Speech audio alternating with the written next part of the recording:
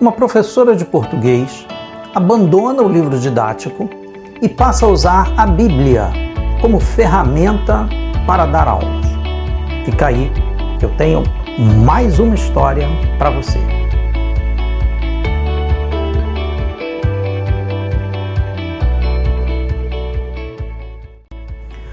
Olha, gente, a história de hoje não é sobre religião, é uma história sobre educação. Mas a gente sabe que todas as coisas, de certa forma, estão ligadas, não é mesmo?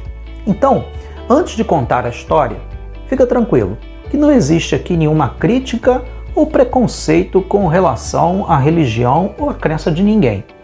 E se houvesse alguma crítica também, qual seria o problema? Mas não é o caso. Vamos à história. Em uma escola pública, uma professora de português muito religiosa dá suas aulas usando a Bíblia.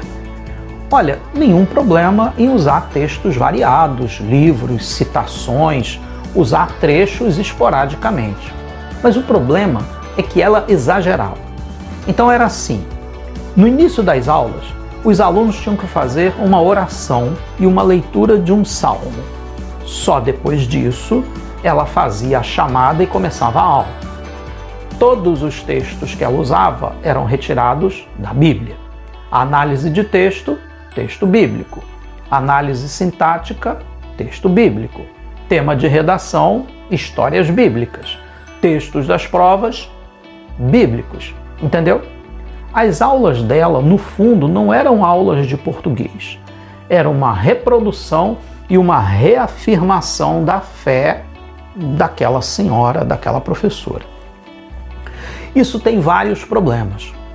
O fato da escola ser laica e ter que respeitar as diferentes religiões e o ateísmo, e o fato dela simplesmente desprezar o livro didático escolhido pela escola e pago com dinheiro público, o fato dela desconsiderar as orientações da direção e da coordenação e mais um monte de outras coisas também.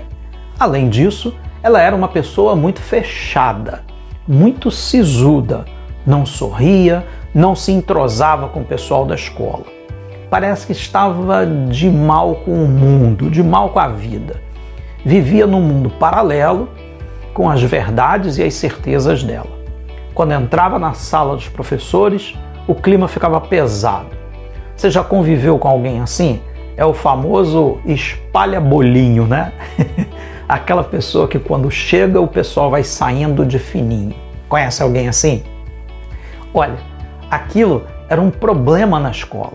E por mais que se falasse, que se cobrasse, ela simplesmente desprezava as orientações e fazia o que queria. A direção e a coordenação não conseguiam se impor e barrar aquilo.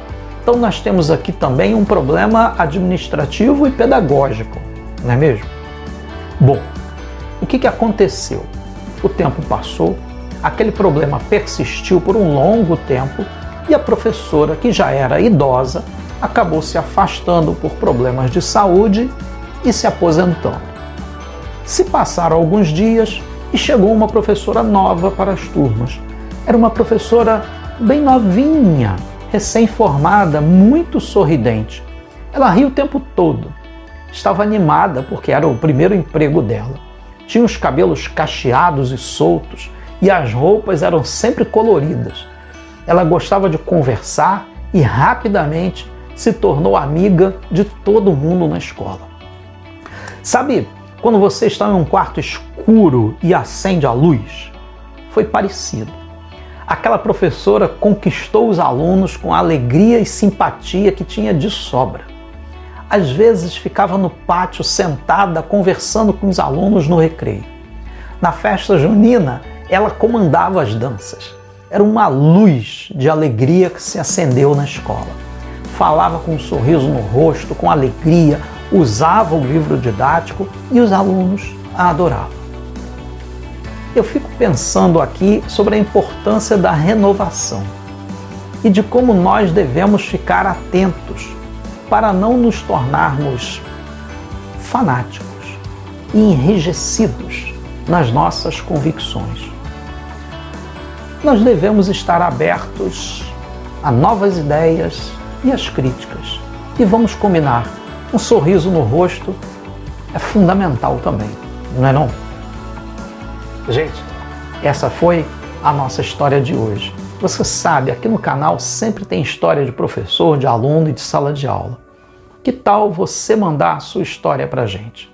Eu tenho certeza que você tem alguma história vivida na escola como aluno ou, quem sabe, como professor. Manda pra gente nesse e-mail que está aparecendo aí, a gente vai ler, vai avaliar e quem sabe a gente pode contar a sua história aqui também. Tá bom? Um abraço, gente. Tchau.